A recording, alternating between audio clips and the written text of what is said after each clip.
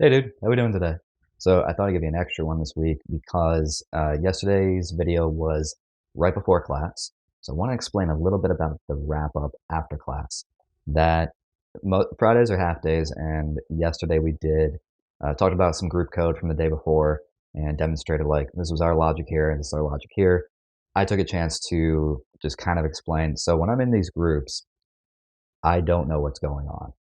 It's usually two other people leading the charge, great. And if I can help out, I do with a simple search.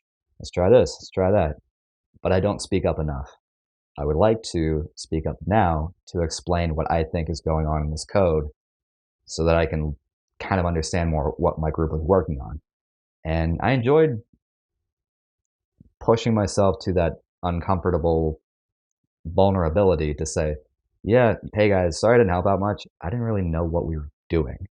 I'd like to, and that's why I met outside of class TAs in their office hours to say, what does this mean? What does this mean? I think it means this, but I could be wrong. And having that chance to speak honestly and openly about how I'm thinking about the problem and finding a solution for it, that was cool. And it's a completely judgment free environment of, oh, yeah, okay, yeah, I see how you got there. Let's try this. Maybe this could be a more effective solution. All right, great.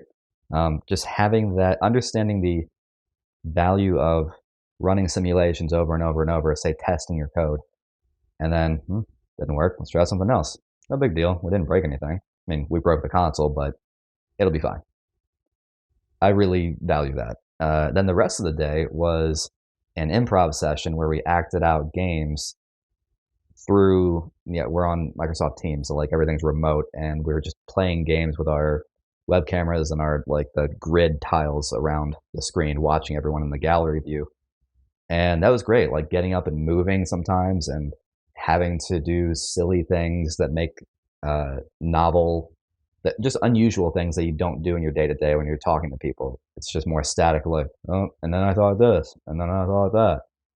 Let's make it fun. That's what we're here to do. We're here to learn. We're here to enjoy learning programming. That was a lot of fun.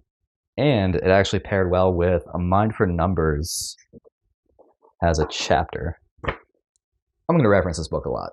A Mind for Numbers has this chapter about how to, I think it's in the Memory Palaces chapter, that talks about one method that people use to retain information more is just movement, physical movement, and acting out the information you want. For example, within the improv games that we did, we had to make silly gestures or faces or whatever and just kind of play around with the screen that we're looking at everybody else at. And that was fun. And that helped us remember more funny nicknames we associated to each other. And that was like, oh, and this is why we make declared variables, and you can call it whatever you want to, and you can remember it. So that's something from my own personal study of learning how to learn. When you make things novel and unique, it sticks to your brain uh, more readily. It's more concrete in your brain because you've never seen something like that before. So you want to remember it. Your brain's like, oh, that must be important. I've never seen that before. Your mundane day to day, you easily filter out because you're like, yeah, that's just another day. So really enjoying this class. And thought it was owed to you as an audience to explain how my class was at the end and what my expectations were in the morning. Maybe I'll do that and package it as a single video. I'm not sure. But for now, I enjoyed yesterday. I'm looking forward to week 3. See you then.